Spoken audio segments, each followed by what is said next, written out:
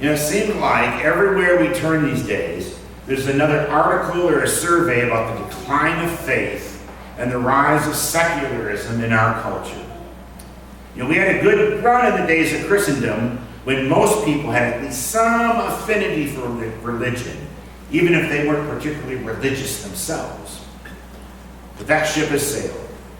And the number of people who declare themselves to be religious nuns, that is N-O-N-E-S, that is people who claim no religious faith, it's on the rise.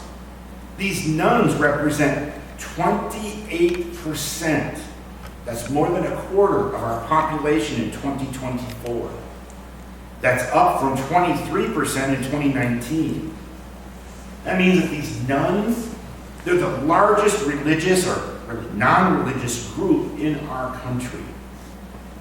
We generally think of this shift as the rise in secularism, with people of faith increasingly feeling like they're in a culturally endangered species list. But is this trend really a jettisoning of religion? Or is it a shift towards secularity as a religion in itself? That's the thesis that David Zoll explores in his book, and here's a long title. Seculosity, he made this word up. How career, parenting, technology, food, politics, and romance became our new religion and what we can do about it. He combines the word secular and religiosity, and he invents this new word that describes what would actually be happening in our culture. Our religious impulse is easier to rebrand than it is to extinguish, he writes. See, a person's religion, that's the lens to which the person looks. They set their priorities by it. They focus their desires.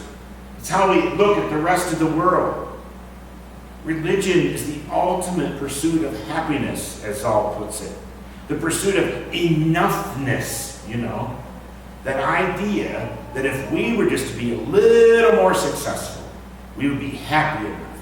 If we'd be thin enough, or woke enough, or good enough, then we would be enough. So we will religiously pursue those things that promise to help us get to that enoughness, even if they don't satisfy our needs in the end. See, people are seeking a religious faith that will help them feel like they are enough. But they're looking for it in the wrong places.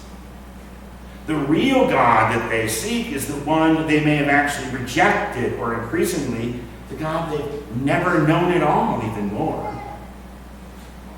What a state of connection between our current state of culture and the story of Paul and his encounter in Athens. The one we read in chapter 17 of Acts this morning. Athens, that city where the foundation of the philosophy of our current Western culture originated. It was a cosmopolitan city, known for its many gods, its pursuits, ideas, and its pleasures. Paul points out the religious impulse in people, but he redirects it to the unknown God who trumps all the others. That way, he gives us a model as we navigate across the uncertainty sea of our contemporary culture here. The setting is that Paul is waiting for his companions, Silas and Timothy, to join him in Athens.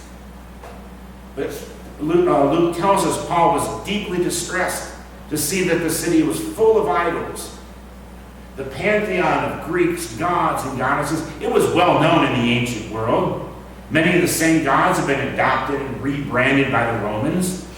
And they were all linked with some aspect of life, be it romance, Aphrodite or Venus, reason, Athena, the god of war, Ares or Mars, even the god of messengers, Hermes or Mercury. Religious cults developed around each of those gods or goddesses, and their temples were well known all across the Roman world. And in addition to the stone images of the gods, there were philosophers present on the streets who touted their ideas. Paul debated in the synagogue with his fellow Jews, but also with the Epicureans and the Stoics.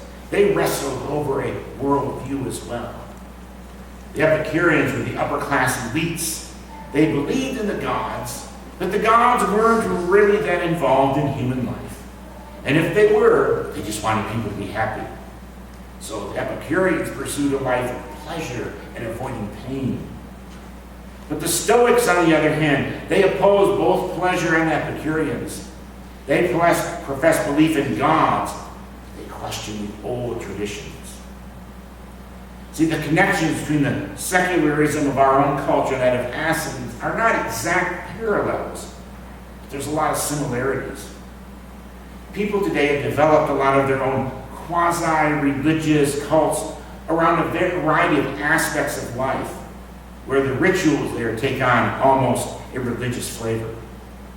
It could be busyness. Busyness remains attractive because it does double duty.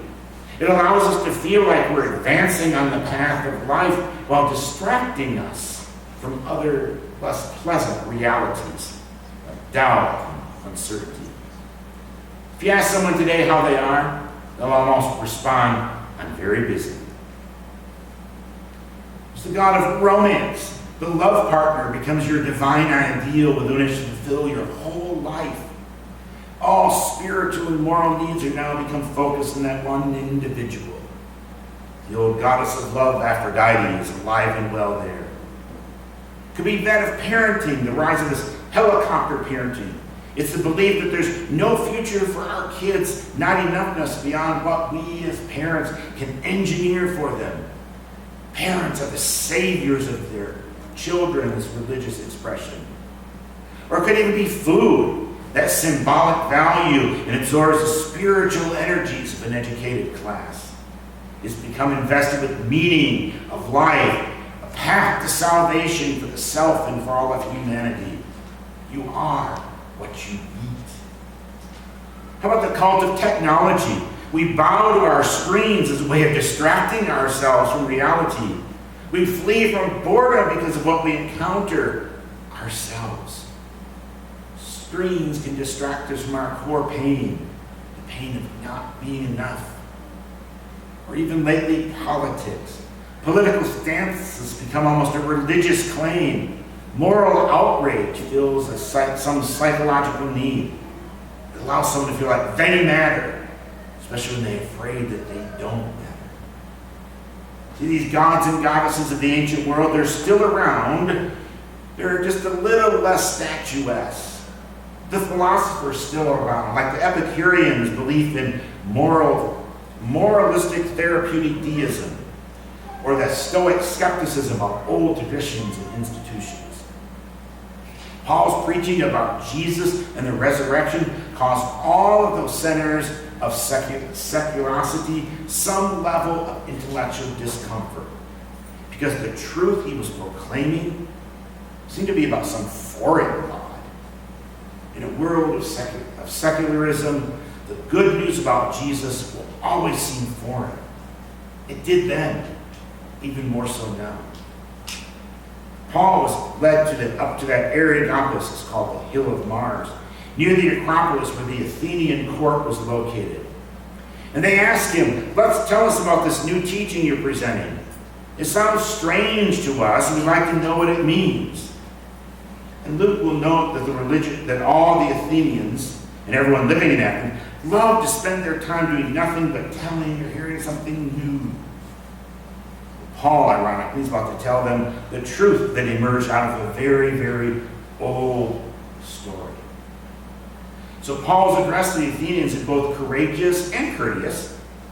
Just begins out acknowledging their religiosity, even though Paul knows that their gods are really no gods at all. I see how extremely religious you are in every way. Well, what a different approach than decrying a secularizing trend, which is what today we Christians do all too often. See, Paul does not see the Athenians as far from God, but rather as on the way to God. It's just that those good religious impulses, they need a little bit of rebranding. One of the keys for us Christians to consider while engaging in this culture of secularism is to focus our attention more on human motivation than on behavior. When people have a religious impulse, no matter where it's directed, we should acknowledge that they're moving in the right direction. They're seeking something. But like Paul, we need to be ready to point out that the real object of their search when they're ready to hear about it. Paul pointed to the Athenians to that statue they had erected to the unknown God. Then he filled in the blank. And the Athenians were motivated to hear. Many people in our culture are going to be motivated as well when the alternate gods that they've chosen fail to deliver that enoughness that they seek. Paul doesn't begin by saying, "You idolaters, you've got it all wrong." No, he begins with meeting the people where they are and encourages them to keep looking. What you worship is unknown, I proclaim to you, Paul says. And he talks about the one God, the Creator, the Lord of heaven and earth, who doesn't dwell in temples. And this God, he's not served by human hands like gods in the temples, or the gods in our kitchens, or on our computer screens, or on our social media feeds. No, those gods require constant maintenance. This is the God who gave all mortals life and breath in all things. The God who created all humanity, the nations, their boundaries, and God did it so they would search for him, perhaps even grope and find him. Paul even quotes from the Greek poet Epimedes. He wants to show his listeners the truth about God that they don't know yet. For we too are his offspring. Since God is a living God, he's not the kind of God that can be formed by materials by human hands, no matter how artistic they are. This God sees all the intellectual capital of Greek culture as ignorance. But in response reveals the plan God has been working from the beginning. A plan that doesn't culminate in humans creating gods, but in God becoming human. And he caps it off, Paul says, he's given us this assurance by raising him from the dead. What Paul does here is increasingly narrow the focus from creation to humanity to Jesus. He gives a shorthand of the entire story of the Bible, the ultimate controlling story for our lives. In a secular culture, we Christians must become storytellers who point to the climax of the story in Jesus Christ. He's the one that provides all the enoughness we seek. Or as Paul will write in his letter to the Colossians, he himself is before all things, and in him all things hold together. When we encounter the story of what God has done in Jesus, it puts the gods of secularism into perspective. We recognize that they fail us. They're really a mask for covering up our own fears. We feel like having enough or being enough is going to keep all that fear at bay. Whereas the Christian story is one where death itself is defeated, where resurrection is the end game. It's little wonder that Paul's mention of resurrection prompted some to scoff at him and others wanted to hear more. Those who have learned the hard way that the false god of secularity can't deliver, they're looking for, may be willing to listen now to a message of hope. And we Christians need to be just as willing to talk about the hereafter as they are about the here and now. Because ears are into the habit of the deafening rhythm of secularism and the weary tune of never enough. They don't need fresh sheets of music. They crave absolution itself.